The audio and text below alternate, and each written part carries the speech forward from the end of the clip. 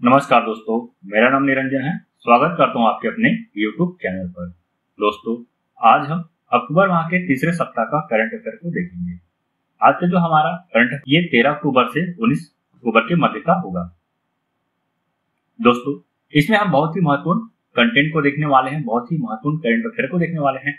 जैसे कि पिछले सप्ताह हमने 2 नोबेल पुरस्कार के बारे में बताया, आज हम 4 नोबेल पुरस्कार के बारे में जानेंगे, ठीक। और इसका एक सेपरेट वीडियो भी बनाऊंगा मैं, ठीक है। तो देखिए, वीडियो पे आप अंत तक बने रहेंगे क्योंकि वीडियो आपके लिए बहुत इंपॉर्टेंट होने वाला है। जैसे कि आप देख सकते हैं कि थंबनेल में 2 क्वेश्चन तो है, ये जो 4 क्वेश्चन पिक्चर में दिखाई दे रहा है ये अपने आप में बहुत इंपॉर्टेंट पिक्चर है, ठीक। तो चलिए शुरू करते हैं। देखिए, क्वेश्चन है शांति के लिए 2025 के नोबेल पुरस्कार विजेता का नाम बताइए। तो शांति के लिए 2025 के नोबेल पुरस्कार विजेता का जो नाम है ये है मारिया कॉर्निना मचाडो, ठीक। याद रखेंगे, बहुत ही इंपॉर्टेंट है। देखिए, अब हम यहाँ पे प्रमुख नोबेल पुरस्कार के बारे में जानते हैं। आपको पता होना चाहिए कि हर साल 6 श्रेणी में नोबेल पुरस्कार प्रदान किया जाता है। तो हम बारी बारी इन 6 श्रेणियों को देखते हैं कि किसे प्राप्त हुआ है और किस क्षेत्र में प्राप्त हुआ है। तो देखिए, भौतिकी के यदि हम नोबेल पुरस्कार की बात करते हैं तो भौतिकी के नोबेल पुरस्कार 3 व्यक्तियों को मिला है, जिसमें जॉन क्लार्क, माइकल डेवरेट और जॉन मार्टिनिस है।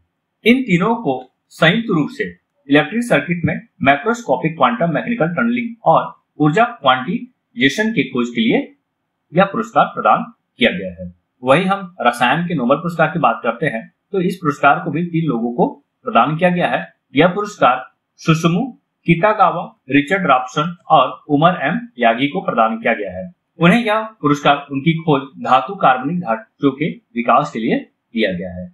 इसके अंतर्गत उन्होंने बड़े अंतराल वाली आणविक संरचनाएं बनाई जिनसे गैसों और अन्य रसायन प्रवाहित हो सके। देखिए, इसमें सबसे ज्यादा जो इंपॉर्टेंट हो जाता है, जैसे साहित्य का पुरस्कार है और शांति का पुरस्कार है, क्योंकि ये एक एक लोगों को मिला है और ऐसे में ये क्वेश्चन ज्यादा हाईलाइट भी हो जाता है। देखिए, यदि हम साहित्य का नोबेल पुरस्कार की बात करते हैं तो यह पुरस्कार जो है लास्जुलो क्राजनाहोर-ताई को प्रदान किया गया है। यह पुरस्कार उन्हें उनके सम्मोहक और दूरदर्शी कार्यों के लिए, जो सर्वनाशकारी आतंक के बीच कला की शक्ति की पुष्टि करते हैं, के लिए प्रदान किया गया है। वही चिकित्सा का नोबेल पुरस्कार की बात करें तो ये मैरी ब्रांका, फ्रेड राम्सडेल और शिमोन साकागुची को प्रदान किया गया है। उन्हें यह पुरस्कार पेरिफेरल इम्यून टॉलरेंस से जुड़ी खोजों के लिए किया गया है। इसमें जो है शरीर का जो इम्यून सिस्टम है उससे संबंधित खोज के लिए यह पुरस्कार प्रदान किया गया है। शांति का नोबेल पुरस्कार की बात करते हैं तो मारिया कॉर्निना मचाडो को दिया गया है। जैसे कि हमने क्वेश्चन में देखा, ये जो है वेनेजुएला के रहने वाली है और वेनेजुएला के लोगों के लिए लोकतांत्रिक अधिकारों को बढ़ावा देने में उनके अथक कार्य और तानाशाही से लोकतंत्र में न्याय संगत और शांतिपूर्ण संक्रमण प्राप्त करने के उनके संघर्ष के लिए यह पुरस्कार प्रदान किया गया है। वही आखिरी हम अर्थशास्त्र के पुरस्कार की बात करते हैं तो देखिए, यह जो पुरस्कार है 3 लोगों को मिला है और इन्हें 2 भागों में बांटा गया है, जिसमें जोएल मोकिल को तकनीकी प्रगति के माध्यम से सतत विकास के लिए आवश्यक शर्तों की पहचान करने के लिए पुरस्कार प्रदान किया गया। वही फिलिप अगियान और पीटर हार्वी को रचनात्मक विनाश के माध्यम से सतत विकास के सिद्धांत के लिए पुरस्कार प्रदान किया गया है। तो ये कुल 6 श्रेणी में नोबेल पुरस्कार है। विजेता का नाम जरूर याद कीजिएगा। इसका मैं एक सेपरेट वीडियो भी बनाने वाला हूँ, जिसमें मैं ट्रिक के माध्यम से भी बताऊंगा कि कैसे आप आसानी से चीजों को याद कर सकते हैं। चलिए अगला क्वेश्चन देखिए, भारत और रूस के बीच इंदिरा 2025 सैन्य अभ्यास किस राज्य में आयोजित किया गया?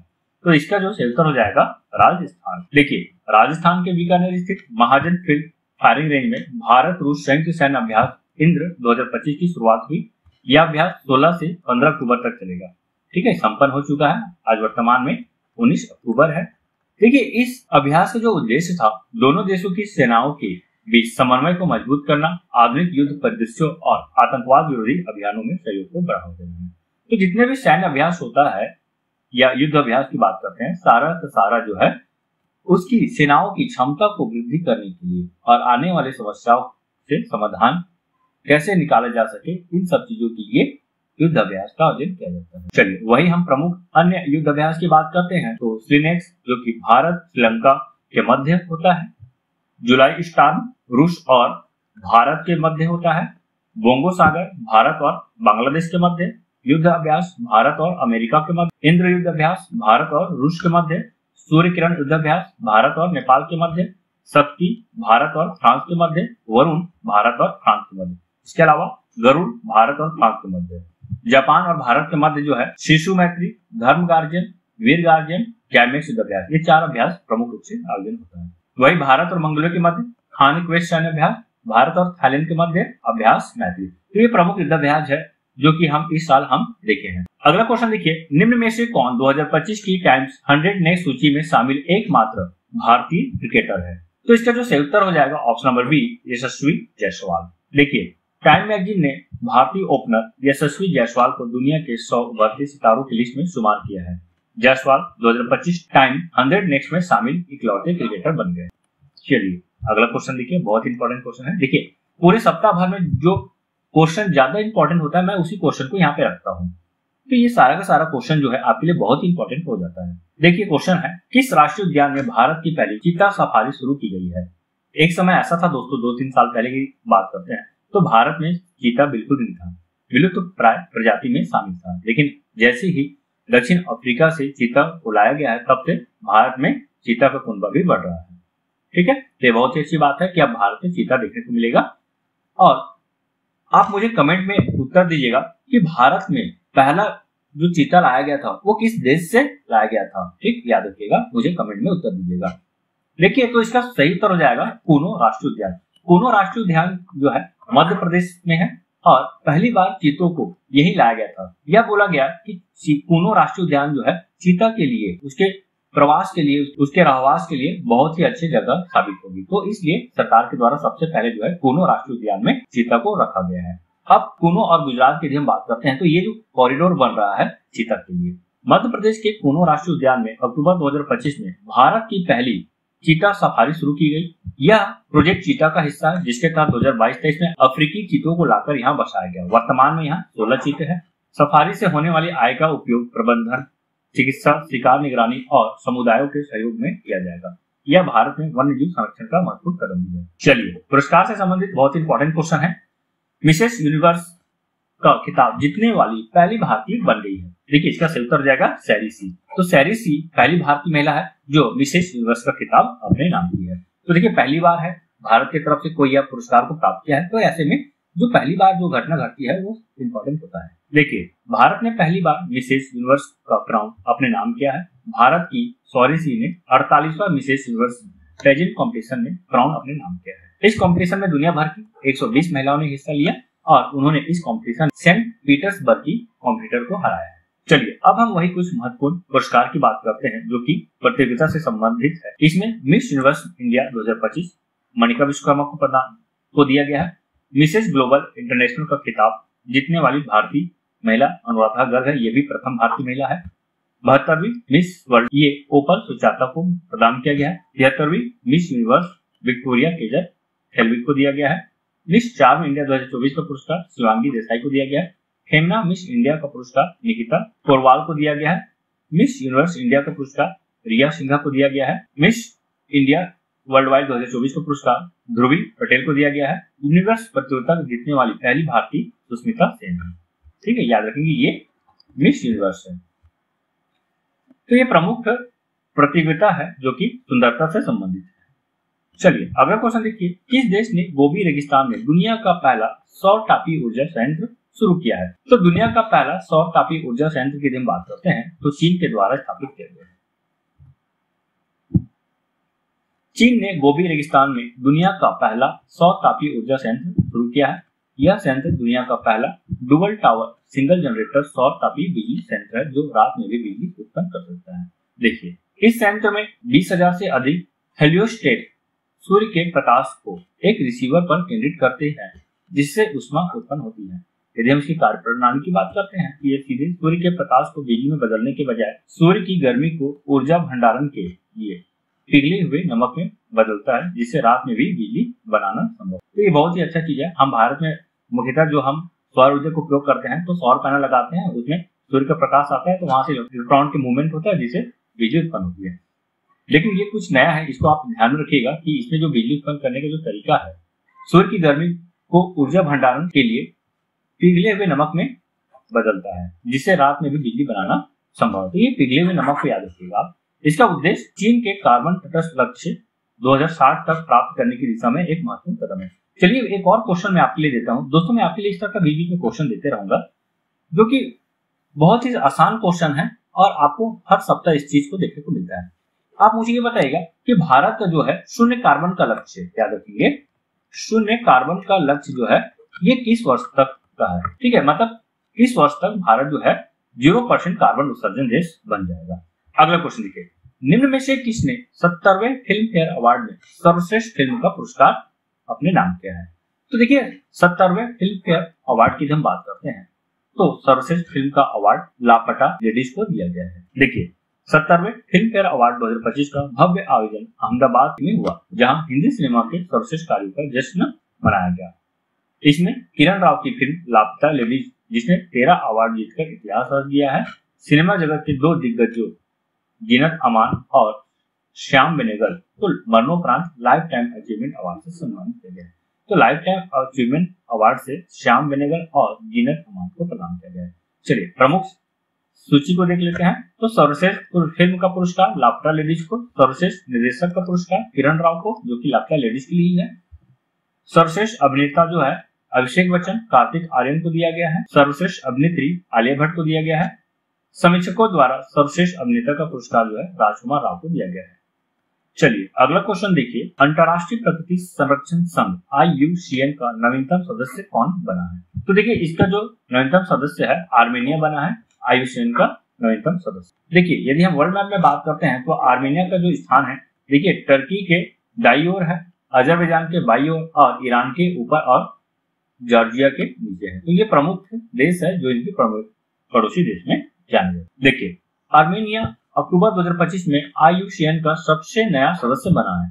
यह घोषणा अबू धाबी में IUCN विश्व संरक्षण कांग्रेस के दौरान हुई, जिससे आर्मेनिया की जैव विविधता संरक्षण और सतत विकास में बढ़ती भूमिका को उजागर। यूरोप और एशिया के संगम पर स्थित आर्मेनिया में, याद रखेंगे ये यूरोप और एशिया के मध्य है, आर्मेनिया में दुर्लभ प्रजातियां जैसे कॉक्सियन तेंदुआ, बेजुअर बकरी और केवल झील सेवन में मिलने वाली सेवन ट्राउट पाई जाती है। IUCN के यदि हम फुल फॉर्म की बात करते हैं तो international union for conservation of nature, मतलब प्रकृति के संरक्षण के संदर्भ में यह प्रमुख संस्था है। इसकी स्थापना 5 अक्टूबर 1948 को फ्रांस में। देखिए ये जो है यूनाइटेड नेशन का एक अंग है। अगला क्वेश्चन देखिए, निम्न में से किसे 2025 के अर्थशास्त्र का नोबेल पुरस्कार नहीं दिया गया है? तो किसे प्रदान नहीं किया गया है? तो देखिए इसका जो सही उत्तर हो जाएगा शिमोन साकागुची। देखिए अर्थशास्त्र का नोबेल पुरस्कार ये नोबेल पुरस्कार में अंतिम नोबेल पुरस्कार था। इसके जो प्राप्तकर्ता है जोएल मोकिल, इसे तकनीकी प्रगति के माध्यम से सतत विकास के लिए आवश्यक शर्तों की पहचान करने के लिए, वही फिलिप अगियन और पीटर हार्विट को रचनात्मक विनाश के माध्यम से सतत विकास के सिद्धांत के लिए दिया गया है। यह पुरस्कार royal Swedish academy of science Stockholm Sweden के द्वारा प्रदान किया गया। अगला क्वेश्चन देखिए, हाल ही में भारत और ऑस्ट्रेलिया के ऑस्ट्रा हिंड सैन्य अभ्यास के कौन से संस्करण का आयोजन पार्क में किया जा रहा है? तो इसका सही उत्तर हो जाएगा ऑप्शन नंबर ए 4। देखिए भारत और ऑस्ट्रेलिया के ऑस्ट्रा हिंद सैन्य अभ्यास के 4थे संस्करण का आयोजन किया जा रहा है। इसका जो संस्करण है ऑस्ट्रा हिंद 2025 स्थान कहाँ आयोजित हुआ? तो इरविन बैरक पार्क ऑस्ट्रेलिया में। इसका अवधि जो है 13 अक्टूबर से 16 अक्टूबर 2025। उद्देश्य यह अभ्यास दोनों देशों की सेनाओं के बीच सैन्य सहयोग बढ़ाने, युद्ध के क्षेत्र में रणनीति, तकनीक और प्रक्रियाओं का आदान प्रदान करने के लिए एक मंच प्रदान करता है। अगला इंपॉर्टेंट क्वेश्चन है, देखिएगा, इस शहर में चिप प्रौद्योगिकी में नवाचार, जन जागरूकता और निवेश को बढ़ावा देने के लिए भारत का पहला सेमीकंडक्टर नवाचार संग्रहालय खोला गया है। तो देखिए इसका जो सही उत्तर हो जाएगा ऑप्शन नंबर बी हैदराबाद। देखिए हैदराबाद में इस संग्रहालय को खोला गया है। इसे टेक्नोलॉजी की इनोवेशन प्रोग्राम द्वारा 12 अक्टूबर 2025 को लॉन्च किया गया। अगला इंपॉर्टेंट क्वेश्चन है, ये भी बहुत ज्यादा, राष्ट्रीय उद्यानों में नवाचार के लिए IUCN पुरस्कार जीतने वाले पहले भारतीय कौन बने हैं? तो देखिए इसका जो सही उत्तर हो जाएगा सोनाली घोष। तो देखिए सोनाली घोष है, ये काजीरंगा राष्ट्रीय उद्यान और टाइगर रिजर्व की निदेशक है। पुरस्कार का नाम की हम बात करते हैं तो राष्ट्रीय उद्यानों में नवाचार के लिए IUCN पुरस्कार कब प्रदान किया गया? तो अक्टूबर 2024 में अबू धाबी में IUCN विश्व संरक्षण कांग्रेस के दौरान। देखिए काजीरंगा राष्ट्रीय उद्यान असम भारत में है। यह एक यूनेस्को विश्व धरोहर स्थल और एक सींग वाले गैंडे सहित विलुप्त प्राय प्रजातियों का घर है। तो इसका जो उपलब्धि है जिसके कारण इसे पुरस्कार प्रदान किया गया है, तो देखिए इनके नेतृत्व में एक सींग वाले गैंडों की आबादी 2018 में 2613 था, जो कि 2022 में 3802 हो गई है। तो इसी कार्य के लिए, उपलब्धि के लिए जो है सोनाली घोष को यह पुरस्कार प्रदान किया गया है। चलिए अगला क्वेश्चन देखिए। अफगानिस्तान और पाकिस्तान के बीच सीमा विवाद किस विवादित ब्रिटिश रेखा को लेकर है, जहां दोनों के बीच खूनी संघर्ष हाल ही में हुआ है? तो देखिए इसका जो उत्तर हो जाएगा डूरन रेखा। यदि हम अफगानिस्तान और पाकिस्तान की बात करते हैं तो देखिए ये जो लाल रेखा दिख रहा है, तो इसे ही डूरन रेखा कहा गया है, जो इन दोनों देशों के मध्य जो है सीमा विभाजन करता है। आप मुझे बताइए, रेड चीफ रेखा और मैकमोहन रेखा किन दो देशों को सेपरेट करता है, अलग करता है? तो इसका उत्तर आप मुझे कमेंट्स में। डूरन रेखा जो कि अफगानिस्तान और पाकिस्तान के मध्य है, इसकी कुल लंबाई 2640 किलोमीटर, जिसे 1893 में ब्रिटिश भारत के विदेश सचिव सर मार्टिमर डूरन ने अफगानिस्तान के अमीर अब्दुल रहमान खान के साथ एक समझौते के तहत यह रेखा पश्तून और बलूच जनजातियों को विभाजित करती है, जो ऐतिहासिक रूप से एक ही सांस्कृतिक और जाति समूह है। देखिए लेकिन अफगानिस्तान सरकार जो है इस रेखा को मान्यता नहीं देती है। चलिए अगला क्वेश्चन देखिए। पीएम धन धान्य कृषि योजना का उद्देश्य क्या है, जिसे पीएम मोदी ने अक्टूबर 2025 में लॉन्च किया है? तो देखिए इसका जो सही उत्तर हो जाएगा 100 कम उत्पादकता वाले जिलों में कृषि उत्पादन को बढ़ावा देना है। देखिए इस योजना का शुभारंभ 11 अक्टूबर 2025 को हुआ। इस योजना के साथ एक और योजना का शुभारंभ किया गया है। यह योजना है दलहन में आत्मनिर्भरता के लिए मिशन। देखिए इन दोनों योजना का जो कुल लागत था 35,440 करोड़ रुपए। वही हम प्रधानमंत्री धन धान्य कृषि योजना की बात करें तो 100 पिछड़े जिलों में कृषि उत्पादकता और फसल सघनता को बढ़ावा देना है। यह 2014 से शुरू किए गए कृषि सुधारों का एक हिस्सा है। यह योजना उन जिलों में लागू किया जा रहा है जहां कम उत्पादकता, मध्यम फसल सघनता और औसत से कम ऋण पहुंच वाले 100 कृषि जिलों को लक्षित करता है। इस योजना का जो कुल परियोजना वह है 24,000 करोड़ रुपए है। देखिए अगला क्वेश्चन। जेएमजेड के प्रदर्शन से हिंद महासागर के किस देश के राष्ट्रपति को विदेश भागना पड़ा और सेना ने सत्ता पर कब्जा कर लिया? तो इसका जो सही उत्तर हो जाएगा ऑप्शन नंबर सी, मेडागास्कर। हाल ही में नेपाल में भी इस तरह का घटना हमें देखने को मिला है, जहां जेएमजी प्रदर्शन के द्वारा वहां के प्रधानमंत्री को इस्तीफा देना पड़ा और देश को भी छोड़कर जाना पड़ा। तो आप मुझे कमेंट में उत्तर दीजिएगा कि नेपाल में अभी जो नवीन प्रधानमंत्री बनी है वो कौन है? देखिए मेडागास्कर में 14 अक्टूबर 2025 को सेना ने सत्ता पर कब्जा कर लिया। दरअसल यहां अक्टूबर 2025 में जेएमजी युवाओं का प्रदर्शन और विद्रोह व्यापक होकर पूर्ण सैन्य विद्रोह में बदल गया। राष्ट्रीय असेंबली में महाभियोग प्रस्ताव आने पर राष्ट्रपति एंड्री राजोनेल ने राष्ट्रीय असेंबली को ही भंग कर दिया। इसके बावजूद महाभियोग प्रस्ताव पारित हुए। चलिए अगला क्वेश्चन देखिए। हाल ही में किसने एक साल में 1000 रन बनाकर इतिहास रचा और महिला वनडे विश्व कप में 5000 का आंकड़ा पार किया है? तो देखिए इसका जो उत्तर हो जाएगा स्मृति मंदाना। तो स्मृति मंदाना एक साल में 1000 रन बनाकर इतिहास रच दिया है और महिला वनडे विश्व कप में 5000 का आंकड़ा भी पार किया। देखिए भारतीय उप कप्तान स्मृति मंदाना 12 अक्टूबर 2025 को विशाखापट्टनम में ऑस्ट्रेलिया के खिलाफ भारत के हाई प्रोफाइल महिला विश्व कप ग्रुप मैच के दौरान एक कैलेंडर वर्ष में 1000 रन बनाने वाली महिला वनडे क्रिकेट की पहली खिलाड़ी बनी है। 29 वर्षीय इस सलामी बन ठीक।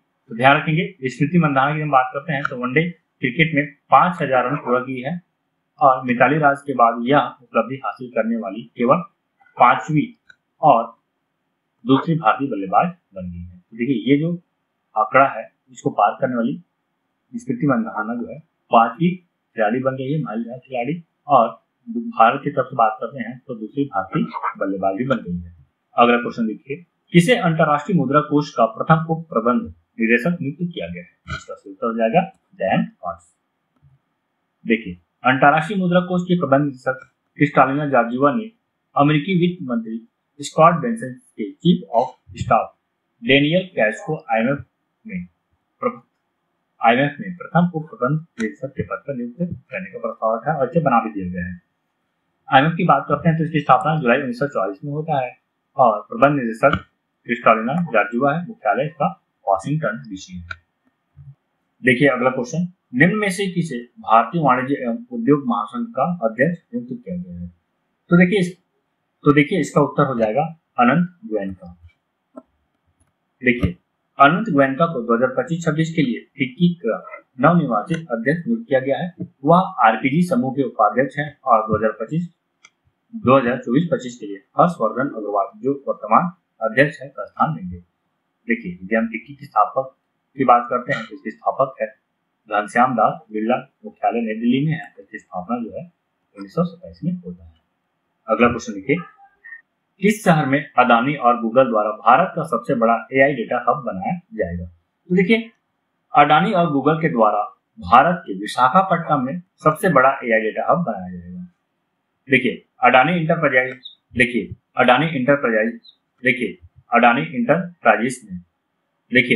इंटरप्राइजेस ने गूगल के साथ मिलकर विशाखापट्टनम में भारत का सबसे बड़ा एआई डेटा सेंटर बनाने की घोषणा की है। इस परियोजना में $15 अरब का निवेश होगा, जिससे कंप्यूटिंग क्षमता बढ़ेगी और एआई क्षमताओं में सुधार होगा। अडानी, कॉमिक्स और एयरटेल मिलकर इस परियोजना को साकार करेंगे, जिससे आर्थिक विकास और रोजगार के अवसर बढ़ेंगे। गूगल की हम बात करें तो इसकी स्थापना 4 सितंबर 1998 को होता है। मुख्यालय कैलिफोर्निया, अमेरिका में है और इसके वर्तमान सीईओ सुंदर पिचई है। अगला क्वेश्चन, हाल ही में जारी रिपोर्ट के अनुसार 2023-24 में भारतीय महिला कार्यबल की भागीदारी बढ़कर कितनी हो गई है? तो 2023-24 की बात करते हैं तो भारतीय महिला कार्यबल का जो रैंकिंग है या प्रतिशत की बात करते हैं तो ये 42% हो गई है। देखिए, भारतीय महिला कार्यबल का मतलब यह है कि भारत में कितने महिला जो है किसी कार्य में भाग लेती है। देखिए, इसका हम 2017-18 की बात करते हैं तो इस समय महिला कार्यबल 23.3% था, वही 2023-24 में बढ़कर 41.7% हो गई है। अब 41.7% है, इसको लमसम हम 42% बोल सकते हैं। देखिए, भारत में महिला कार्यबल भागीदारी दर में उल्लेखनीय वृद्धि देखी गई है। श्रम और रोजगार मंत्रालय के अनुसार महिला श्रम बल भागीदारी दर 2017-18 के 23% से बढ़कर 2023-24 में 42% हो गई है। श्रम मंत्री की हम बात करते हैं तो डॉक्टर मनसुख मांडविया। अगला क्वेश्चन इंपॉर्टेंट क्वेश्चन है, सूचकांक से इस क्वेश्चन को पूछा जाता है। हाल ही में जारी की गई हेनले पासपोर्ट इंडेक्स 2025 में भारत को कौन सा स्थान प्राप्त हुआ है? तो हेनले पासपोर्ट इंडेक्स में भारत को 85वां स्थान प्राप्त हुआ है। यदि हम पिछले साल की बात करते हैं तो भारत पिछले साल 80वें स्थान पर था। इसका मतलब ये है कि भारत अब पासपोर्ट धारक 57 देशों में बिना वीजा की यात्रा कर सकते हैं। प्रथम स्थान पर सिंगापुर है, जो कि 193 देशों में वीजा मुक्त यात्रा कर सकते हैं। अफगानिस्तान सबसे कमजोर स्थिति में है और सबसे निचले स्थान पर है। देखिए, यदि हम अन्य रैंकिंग की बात करते हैं, महत्वपूर्ण रैंकिंग इसे भी आप याद रखेंगे क्योंकि एग्जाम में पूछा जाता है। ग्लोबल इनोवेशन इंडेक्स GII की बात करते हैं तो भारत इसमें 38वें स्थान पर है, स्विट्जरलैंड प्रथम स्थान पर। देखिए, global life work balance index में भारत 42वें स्थान पर है, न्यूजीलैंड प्रथम स्थान पर है। विश्व प्रतिस्पर्धात्मक रैंकिंग में भारत 41वें स्थान पर है, स्विट्जरलैंड प्रथम स्थान पर है। हेनले पासपोर्ट इंडेक्स में भारत जो है ये 50वें स्थान पर आ गया है, सिंगापुर प्रथम स्थान पर है। जेंडर गैप रिपोर्ट में भारत 131वें स्थान पर, आइसलैंड प्रथम स्थान पर है। वैश्विक शांति सूचकांक में भारत 115वें स्थान पर, आइसलैंड प्रथम स्थान पर। सतत विकास लक्ष्य में भारत 99वें स्थान पर, फिनलैंड प्रथम स्थान पर। ऊर्जा संक्रमण सूचकांक में भारत 71वें स्थान पर, स्वीडन प्रथम स्थान पर। जलवायु परिवर्तन प्रदर्शन सूचकांक में भारत 32वें स्थान पर, डेनमार्क प्रथम स्थान पर। वर्ल्ड हैप्पीनेस सूचकांक में भारत जो है 118वें स्थान पर, फिनलैंड प्रथम स्थान पर है। वैश्विक आतंकवाद सूचकांक में भारत 14वें स्थान पर और बुर्किना फासो प्रथम स्थान पर है। प्रेस फ्रीडम इंडेक्स 2025 में भारत 191वें स्थान पर, नॉर्वे प्रथम स्थान पर है। करप्शन इंडेक्स 2025 में भारत 96वें स्थान पर, डेनमार्क प्रथम स्थान पर।